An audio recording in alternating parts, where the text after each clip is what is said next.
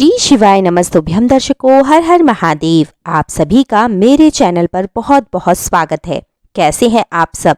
मैं आशा करती हूं दर्शकों आप सभी स्वस्थ और सुरक्षित होंगे। दर्शकों 27 फरवरी दिन सोमवार की अष्टमी का महासंयोग बन रहा है। पूजनीय पंडित जी ने भी अपनी श्री शिव महापुराण कथा में इस विशेष उपाय का वर्णन किया है। उन्होंने बताया है कि सोमवार की अष्टमी का महासंयोग बहुत ही दुर्बल और महत्वपूर्ण होता है। सोमवार की अष्टमी पर भगवान शिव और माता पार्वती के मिलन का दिन बताया जाता है।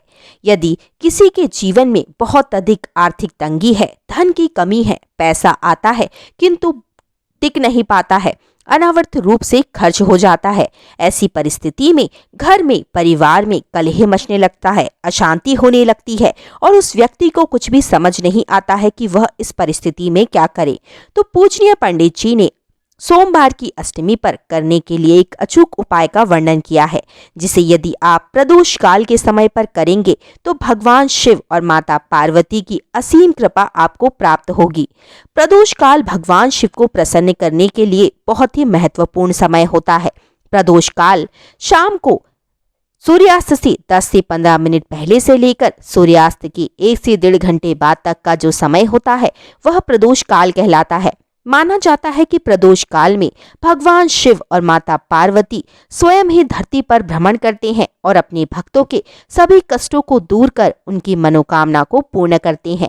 इस समय पर यदि आप भी भगवान शिव के समक्ष इस एक उपाय को करेंगे तो भगवान शिव आपसे अति प्रसन्न होकर आपकी हर मनोकामना को पूर्ण करेंगे। इस उपाय को करने के लिए आपको 5 दीपक तैयार करने हैं। आप चाहें तो आटे के दीपक तैयार कर सकते हैं या मिट्टी के दीपक ले सकते हैं। यह दोनों दीपक ही बहुत ही शुद्ध माने जाते हैं। 5 दीपकों को शुद्ध घी से तैयार करना है, लंबी बाती तैयार करनी है। उनमें सबसे पहला जो दीपक आप जलाएंगे वह आप अपने घर के मंदिर में माता लक्ष्मी और अपने इष्ट देव के समक्ष जलाएंगे और उनसे प्रार्थना करेंगे कि आपके घर में सदैव शांति रहे और समृद्धि रहे। दूसरा दीपक आपको अपने रसोई घर में पीने के पानी के स्थान पर जलाना है, क्योंकि वहां पर हमारे पितरों का वास होता है और रसोई घर में माता अन्नपूर्णा का वास होता है। तीसरा दीपक आपको अपने घर के मुख्य द्वार पर जलाना है, जिससे कि माता लक्ष्मी आपके घर की ओर आकर्षित होंगी और आपके घर में स्थायी रूप से वास और निवास कर आपके घर को धन धान से परिपूर्ण करेंगी।